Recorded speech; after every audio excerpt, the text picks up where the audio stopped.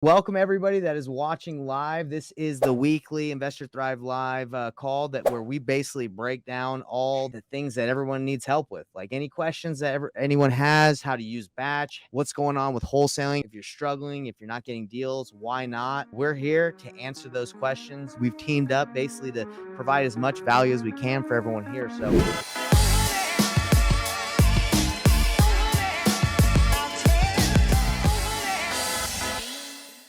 you know what's really interesting about being virtual, and this is good for everyone to hear because being virtual, it's like you feel like you know someone, right? But when you meet in person, it's like this is so much better.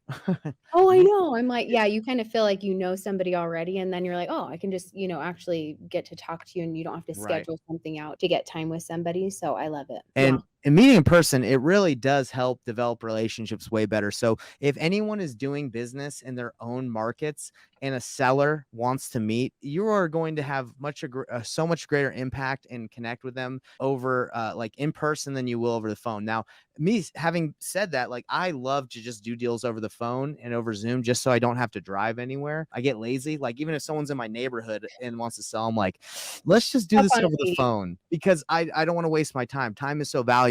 But if you're new to this, I would suggest when you're new, doing it in person because you are going to be going on appointments in person, meeting with buyers in person, going to meetups because you're going to develop so much better relationship with people versus just virtually. So Yeah, absolutely. I agree. It was really cool to see that too at the event, and other people coming up to you that have just seeing videos or whatever and just meeting people from the community. It makes a huge difference and was so nice and exciting to actually see people in person rather than just on a recording or a video or whatever. So I love that. so let's dive right into this. Let's go over. I really wanted to talk about and just sitting in as well with you the other day and your call. We could kind of just talk about with people, cash buyers, and building those relationships. I know that you're talking about it all the time with reverse wholesaling, but just for anybody that hasn't maybe dabbled in that or hasn't done it that way, I think would be really cool to kind of talk about that. And then I can show it in here as well. So a major issue a lot of wholesalers start out with, like when they're brand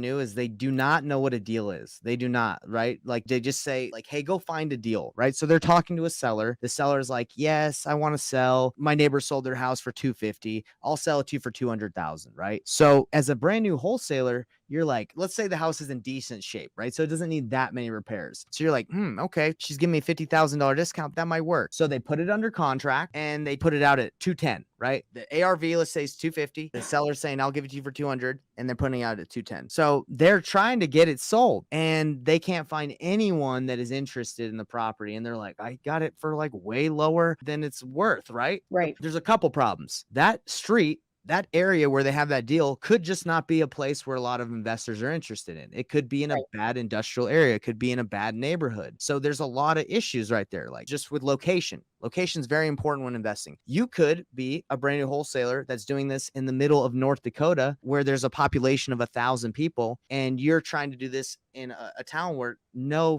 cash buyers are flipping homes. That's another problem. Not only is it the neighborhood's bad, maybe you're just in a bad town, bad city. Right. And I know this because I did nationwide wholesaling. We would get leads from the middle of nowhere, and the seller would be so motivated. And we'd be like, oh, wow, this is great. We got it like 50%. Then you would find out that nobody is buying in that area. You tried everyone. You were calling agents, you called everybody, but no one's buying. So that's a big problem that wholesalers are having is they just are told to go out and go find a deal, but there's a lot of things that can happen that cause them to waste their time. So So location's a problem. And how do you overcome that location issue is, well, you find the buyers in the area first. And if you can't find any, it's probably not a good area to invest in, right? yeah, I mean, that's one of those things because sometimes with challenges or whatever we're doing and going into batch leads, people will be like, what if there are no comps or what if there are no properties that have sold here within a certain time frame? And it will just kind of depend on the group. But a lot of the time people will be like, just stay away. It's going to be so much harder or almost near impossible. I hate to say impossible, but Mhm. nobody wants to be buying over there, type deal. So Right. make a huge difference. So let's just say this, right? Let's say there's not a lot of comps. That probably means that there's not a lot of action going on in that area, right? If there's not a lot of flip comps. So that's not good news for you. But let's say you're in a small town. Let's say, when I say small town, I say like 50,000, right? But you find that buyer who buys up everything. He loves rentals in that area. You just found the right person to work with. So if you go ask that buyer, if you network, whether you take him out to lunch, you call him, you get on a Zoom call, do not just text. That's not going to help you develop that relationship. But you call him and say, what are you looking for? And he gives you that specific criteria of what he's looking for. You are going to have a much easier chance of getting that house on that street that he wants. Now, let's say a random lady on a street that he did not say he's interested in says, hey, I'll sell you this house and I'll give you a great deal. Well, who's the best person to talk to? That buyer. You can say, hey, Right. your criteria is not in this area. Would you even be interested? Should I even pursue this? And he's like, no, don't even. I've been investing for 10 years. That place stinks. Right, Right. yeah, because then I mean, then you move on to the next one and go from there. I think that building those relationships with buyers, and that's why I think your whole like, what you're always talking about, painless wholesaling and really focusing on reversing that and reversing the wholesaling strategy is just building those relationships first so that you have the confidence to know what to look for, because we can talk all day about, like, if a property looks like XYZ, do it. But it's like, is somebody going to buy that? Even though it's going to actually be a great discount, like in your mind, what you're going Right. over. So maybe I'll just kind of show how you can pull this up in Yeah, Backleads, of like how course. to pull these buyers. All right. So when you're in here and you are wanting to start, like, how do I even find these buyers? Obviously, there's a plethora of different ways you could go about it in the community. Nathan has a community in Discord. We have one for batch service in Slack that you can connect with people in your same exact market. There's real estate agents, like everybody under the sun is in there, and it's a great place to network in these communities. That's a way. There's Facebook groups. So this one right here, let's look at. All right, this property right here, they've owned it for 7 months. It was built in 1946, and this is an awesome property that you can tell has absolutely been professionally flipped. So then we could reach out and skip trace them and start those conversations about, That's what they've done nice. to Yeah, properties. I might move into there, I Landry. know, I'm liking this. Sometimes you'll look at a house and you're like, oh, the landscaping, it's beautiful, it looks awesome. I was on, like, we were showing people how it works, hopped in, and I was like, oh, they just did fresh paint. They didn't do anything. Mm-hmm. So it's always good to come in here and kind of see. You can tell these are all brand new doors, just Ooh, awesome, I like awesome flip. that. That's cool. What you could do at this point is, if they still own the property, and you could skip trace them and get their contact information with just a click and give them a call right here in Batch. You could also Lovely. go to the MLS tab. I mean, talk a little bit about, Nathan, like your relationship building with agents, because look Yes, how of cool course. this is to come in and just be like, oh, this has been professionally remodeled. I'm going to call up the agent here and, go from there. But this is important too, looking Yeah. at this. So check this out. What I like to do is I like to call the real estate agent that represents the cash buyer, because I know Mhm. that the agent usually has a good relationship with not only that probably cash buyer, but probably many more. So we can see right here who this agent is. It's Scott Meyer, and we could give him a call. So let me give him a call. I'm going to reference the property that we're looking at. Scott Meyer. All right, let's call him. This is my first call today. By the way, you probably should start your calls off with like a role play or practice, or you can come off rusty. We'll see how I do. First call of the day with an agent, right? At the tone, please record your message. So When you've this is finished recording, you initially may hang what up I would or say press 1 for more if he options. answered. Hey Scott, how you doing? My name's Nathan. I'm calling about your listing that is in Phoenix. I was on 3029 North. The reason I was calling is because I see that it looks like a beautiful home that's been flipped. And I'm actually looking to buy a home in the area myself, but I also flip, but I primarily do my deals in Utah. But the reason I'm calling is it looks like you represent a lot of cash buyers in the area that are flipping. So I was wondering if we could chat. I'm looking for some flipping from opportunities to flip properties. I also find properties that I don't want to flip and I want to wholesale. So let me know if you're interested in working with me. It looks like you do work with cash buyers. So I'd love to chat. So give me a call back or I'll send you a text as well, and look forward to talking. Thanks. Bye. All right. So that would be basically it.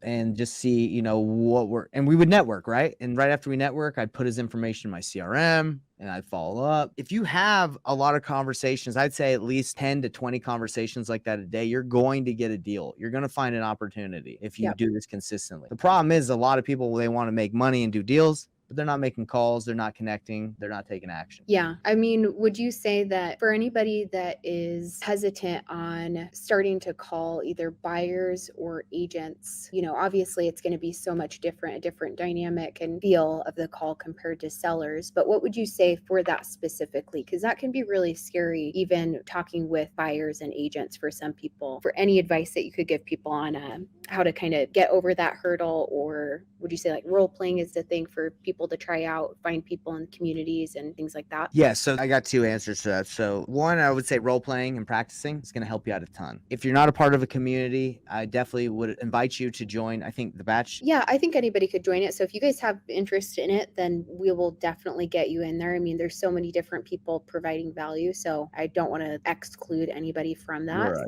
Yeah, and I also have a free community as well in Discord on my Facebook group as well, where you should be connecting with other people to just role play and practice. Second is, if you aren't genuine, if you're not real, if you feel like you have to lie, it is going to be difficult for you to get on that phone. So when I'm saying that, if you're calling this agent and you're like, hey, my name's John and I'm a flipper, and you haven't flipped one deal, it's going to be hard for you to want to make that phone call, right? Yeah. So I'm not telling you guys, if you're brand new, to lie. I'm telling you, just be genuine. Call this guy and say, hey, I'm new to investing, but I find a lot of opportunities and I'm not ready to flip right now, but I see you work with a flipper. If I find anything, can I bring it to you that you would help me bring it to your buyers? That's a genuine conversation. You're being honest, you're being real. And there's nothing to be afraid of. If the guy's like, I don't want to work with you, you're new and you don't know what you're doing, call the next person. But yeah, I was just about to say, for anybody like that, you just move on from somebody that maybe doesn't want to deal with somebody new. But because I think that that's a lot of the fear as well, is I don't want to say that I'm new, and that's where the lying comes in. It's To be totally like, I'm going to sound credible and like I know what I'm talking about, even though I want to just get the ball rolling, and you got to start somewhere. I think this conversation that people build up in their mind as new investors, that they have to act like they're an experienced investor, they have to act like they know like everything. That's where they get messed up, because they're like, well, what if they ask me a question I'm not ready? Don't do that. I can have a genuine conversation with someone. I'm new in Phoenix. I don't do a lot of deals in Phoenix. So I'm going to be like, hey, I'm new. I've done deals in other areas.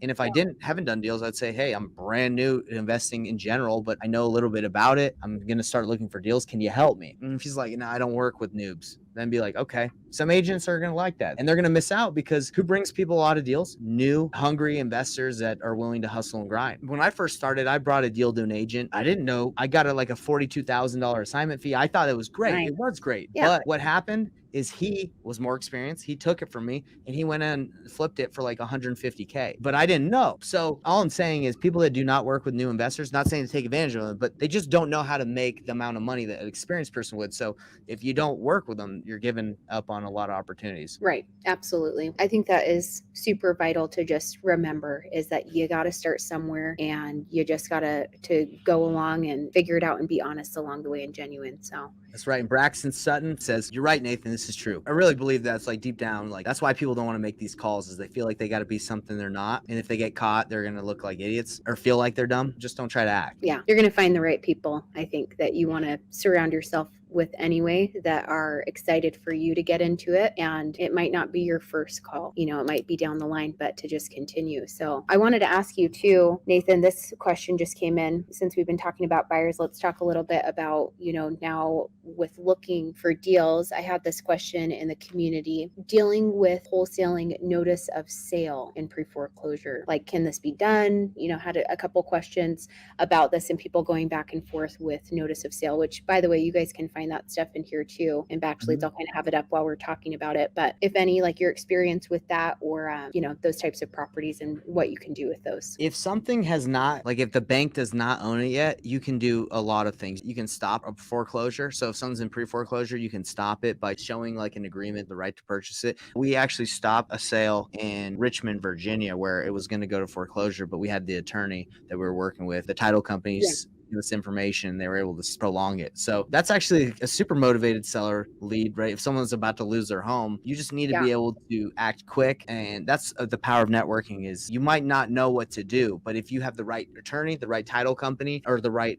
coach or mentor that can help you navigate that situation, you can definitely make money on deals like that by stopping it and getting it done. So I think to answer your question is just, if you have that opportunity, just make sure you have the right people in your corner so you can take it to the finish line. Okay, cool. Because there's a lot of things like that. And once again, for all of you guys watching, if you're wanting to get into a community, like, let us know. Once again, Nathan has one in Discord. We have one with Batch Service to help you obviously with the product, and to have this group of people answering those and asking those questions that maybe you've always wondered, but you just haven't put it out there type deal, and in your market as well. So I thought that that was a really good one, just because there are so many different data points that I found anyway, when talking with people new into the investing space, they're like, I don't even know, like, is this a good data point? Like, what does this really mean? And what I found is that nobody wants to ask, what does this mean type deal? Like, people just say, oh, pull a pre-foreclosure list or whatever the case is. And then people just say, okay, and they don't know. And I think we have to talk more about what these data points are actually bringing up and what is actually going on in that type person that you're pulling in that list, like somebody that has a notice of sale type deal. Like, why is that somebody you should reach out to? How could they seriously benefit from you reaching out to them? And what type of opportunity is that? So yeah, I love that. And you guys can pull that right here in Batch Leads too. For sure. There's a quick question that came through the YouTube. Sean Baxter's asking, what CRM are you using? So if you're referring to this software that we have pulled up, that's Batch Leads. It can be used as a CRM, but that's Batch Leads that we're looking at. I think we've done pretty good today, kind of talking about buyers. Yeah. I think that is huge to really focus on. So I'm glad we got to have a good conversation about that. All right, everybody. Well, Landry, that was awesome. I had a good time. Do you have anything else you want to say before we wrap up? That's pretty much it. And I think just overall, you have to start somewhere, and sometimes you're just not gonna, whatever it is, like literally whatever it is, you're not gonna know what you're talking about at first until you continue doing it, and now you know. So I think that literally is in anything we go through in life, whether it's investing or relationships we have with people or things that we're practicing within ourselves, is you just gotta take the action and continue on. Peace out, Yep, everybody. awesome. Thanks, guys.